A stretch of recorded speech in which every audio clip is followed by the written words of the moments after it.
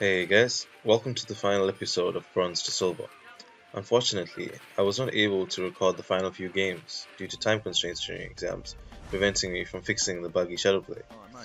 I do have a clip or two though, which I'll place here. Alright, so I wanted to talk about how I overcame the bronze rank. Firstly, if you're new to shooters like me, it's good to take some time off Overwatch. This will give time for the mechanical skills you've learned to set in and become more second nature rather than a collection of the many guides you've learned telling you what to do with your mouse, etc. This applies to game sense as well. When I returned to the game, I realized that I was making fewer mistakes naturally. My awareness and reactions followed what I had previously experienced and learned about Overwatch itself, instead of, like before, following my blind, inexperienced intuition. So, enough telling you not to play Overwatch. Here's what made the difference in game.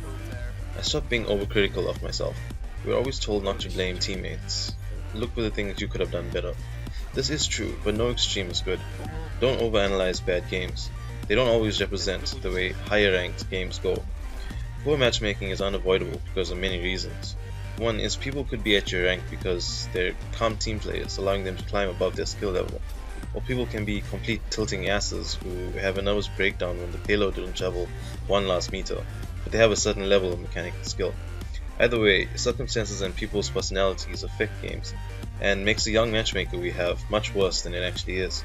So don't beat yourself up over every loss. Acknowledge what worked and what didn't and move on. Next point. This is probably the most important. Don't be greedy. When you've climbed 80 to 100 SR, call it a day. Also, when you've lost around 50 to 80 SR, call it a day. Your ducks just aren't in a row. Don't throw away your hard work. My last 2 points involve making friends. In your games, you'll come across a good Ana or Mercy eventually. Grab onto them.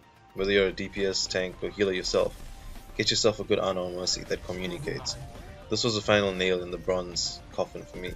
Shout out to Darkwood. Alright, so post bronze. In Silver, the main difference I've noticed is that people just understand how to attack and defend as a team better and how to group up. Few players are doing random things, but only when playing duo queue. When playing solo, you get matched with solo players who do random nonsense more often than not. Those asses with no brain but little mechanical skills. But when you play in a duo, you're guaranteed someone that will work with you and attempt to work with the team. You will also, by my experience so far, be matched with other duo queues of similar mindset. If your party is any bigger though, you will gain less SR than usual, but lose a ton if you're defeated. To sum up, take some time off, give your brain time to resolve all the information it received from Overwatch's steep learning curve. Don't be too hard on yourself, learn what you can from your games and move on. Maybe watch your old games if you recorded them and take note of improvements. Play with an SR win-loss threshold of around 80 up and 50 down, so cut your losses and don't push your luck. Find a good Ana or Mercy player and climb with them. They have huge impact. Duo queue for the win. That's it for my Bronze to Silver series. I hope you've taken something away from it. I'm almost up to gold at the moment, so I'll make a video about that if or when I get there.